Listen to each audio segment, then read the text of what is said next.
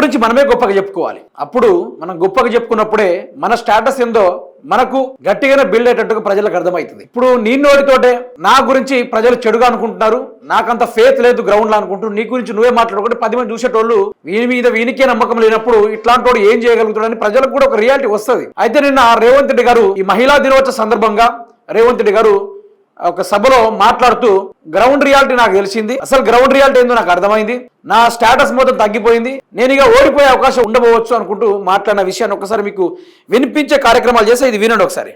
Ground reality ఒక stage తర్వాత మనందరం, నేను జెడ్పీటీసీగా ఉన్నప్పుడు నాకు ఒక ఫీడ్బ్యాక్ ఉండేది, నేను ఎమ్మెల్సీగా ఉన్నప్పుడు నాకు ఇంకో రకం ఫీడ్బ్యాక్ ఉండేది, నేను ఎమ్మెల్యే అయినప్పుడు నాకు ఎక్కువ ఫీడ్బ్యాక్ ఉండేది. ఎందుకంటే ప్రతి గ్రామంలో జనాల్లో నేను కలిసేటోని. ఎంపీ అయినాక అది తగ్గిపోయింది, ముఖ్యమంత్రి అయిపోయినాక ఇంకా తగ్గిపోయింది.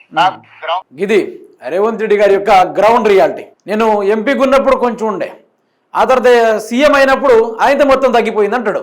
అంటే నేను మళ్ళీ గెలవలేను అని డైరెక్ట్గా చెప్తా ఉన్నాడు ముఖ్యమంత్రి రేవంత్ రెడ్డి. ఇక ఉన్న రోజులే దోచుకోవాలి అన్నట్టుగా రేవంత్ రెడ్డి బిహేవ్ చేస్తా ఉన్నాడు. వై గ్రౌండ్ రియాలిటీ ఇలా ఉందని మీరు అడిగితే తెలంగాణ వ్యవస్థను ఖరాబ్ చేసిండు కదా. ఇప్పుడు ఎవరైనా ముఖ్యమంత్రి రేవంత్ రెడ్డి గారిని కోరుకుంటున్నారా మీరు రావాలి, మీరు మాకు బాగా చేయాలి అనుకున్న ఎవరైనా? ఇప్పుడు సపోజ్ గా ఇదే తెలంగాణ రాష్ట్రంలో మొత్తం 4.5 కోట్ల జనాభా ఉంది. 4.5 కోట్ల జనాభా ఉంటే తెలంగాణ రాష్ట్రంలో రేవంత్ రెడ్డి మొదలుగా పలికిన చిలక పలుకులేంది మిత్రులారా? 6 గ్యారెంటీల గురించి మాట్లాడినా లేదా? ఇదే 6 గ్యారెంటీల గురించి రాహుల్ గాంధీని తీసుకొచ్చి, సోనియా గాంధీని తీసుకొచ్చి, ప్రియాంక గాంధీని తీసుకొచ్చి ప్రచారం చేసి మేము ఎన్ని రోజుల్లో 100 రోజుల్లో అమలు చేస్తాం అని దీన్ని గట్టిగా బాదుడు బాది ఈ రోజు ఆ గ్యారెంటీలు మరిపించాడు. తర్వాత 420 హామీల గురించి మాట్లాడిండు. ఇదే హామీల గురించి మాట్లాడిన పాపానికి ఈ రోజు దీన్ని కూడా 100 రోజుల్లో చేస్తా అని చెప్పిండు. అయినా కూడా 100 రోజులు లేదు, ఆయన బొందా లేదు, ఎక్కడ కూడా కావడం లేదు. ఈరోజు ప్రజలు ఎందుకు ఈ గ్రౌండ్ రియాలిటీని రేవంత్ రెడ్డి ఇంకొకసారి సీఎం గాడు ఎక్కడి నుంచి ఇదే కొడంగల్ నుంచి ముఖ్యమంత్రి రేవంత్ రెడ్డి నిలబడితే ఆయనకు తిప్పి కొడితే 10,000 ఓట్లు కూడా రావు మిత్రులారా. మొత్తం కొడితే 10,000 ఓట్లు కూడా ఆయనకు వచ్చే అవకాశం లేదు. బికాస్ ఆఫ్ ఎందుకంటే ఆయన అధికారంలోకి వచ్చినప్పటి నుంచి దోచుకోవడం దాచుకోవడం ఎప్పుడైనా చేసిండా? మొదలు తన సొంత నియోజకవర్గం నుంచి మొదలు పెట్టిండు. ఎంత దగ్గర 3,500 ఎకరాల పొలంని ఆయన కబ్జా చేసే ప్రయత్నం చేసిండు. దేనికోసం? ఫార్మా సిటీ అనే పేరుతోటి రేవంత్ రెడ్డి గారు కబ్జా చేసే ప్రయత్నం చేస్తే ప్రజలందరూ తిరగబడ్డారు.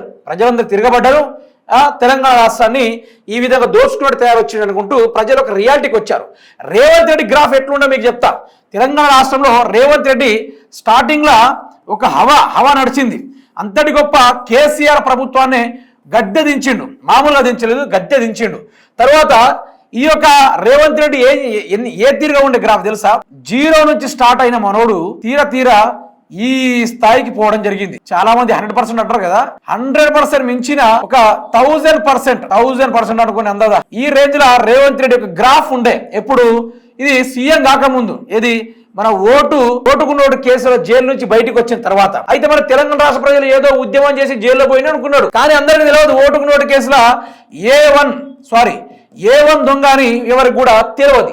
అయితే ఇప్పుడు మీరు ఒకటి చూడాలి మిత్రులారా. ఇప్పుడు ఇదే తెలంగాణ రాష్ట్రంలో ఇప్పుడు ఏం చేసిర్రు? ఇదే రేవంత్ రెడ్డి గ్రాఫ్ పరంగా చూసుకుంటే ఈయన 2 ఏళ్ల పరిపాలన తర్వాత ఇదే గ్రాఫ్ చూసుకుంటే రేవంత్ రెడ్డి గ్రాఫ్ ఎట్లా పడిపోయింది మిత్రులారా అంటే 0కి వచ్చింది. పైనుంచి ఉన్న గ్రాఫ్ కాస్త ఈ రోజు కింది ముఖాన పట్టడం అంటే మామూలు విషయం కాదు మిత్రులారా. మొత్తం ఈ విధంగా డౌన్ ఫాల్ అయింది. మొత్తం రేవంత్ రెడ్డి 0%కి పడిపోవడం జరిగింది. దానికి గల కారణం ఏంది? కబ్జా. ఏందది? కబ్జా. ఈ కబ్జా చేయడం వల్ల రేవంత్ రెడ్డి 0 అయిపోయాడు. ఆయన చెప్తా ఉన్నాడు, మళ్ళీ నేను గెలవా, నాకంత ఫేత్ లేదు, గ్రౌండ్ లో నన్ను ఎవరు నమ్మేటట్టే లేరు. ఇన్ని రోజులుగా బ్యాంక్ వాళ్ళు అనుకున్నా కానీ ప్రజలు కూడా నమ్మేటట్లేరు. నన్ను ఎట్లా నమ్ముతారు? మరి ఏ లెక్కన నమ్ముతారు?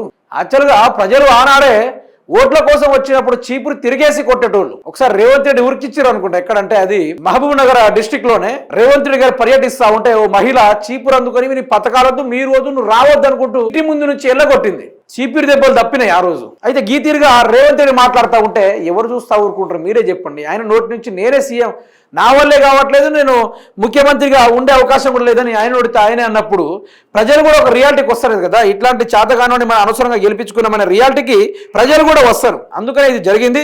ఇక సభ కింద ఉన్న వాళ్ళందరూ ఏమో నవ్వరా? మరి ఆయన గురించి ఆయన చులకనగా మాట్లాడుకుంటే నవ్వకుండా ఉంటారా? బాధ్యతగా నవ్వుతారు.